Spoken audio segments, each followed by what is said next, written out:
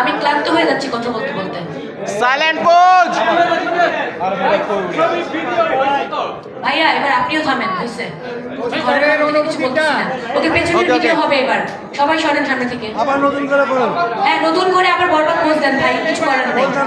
সবাই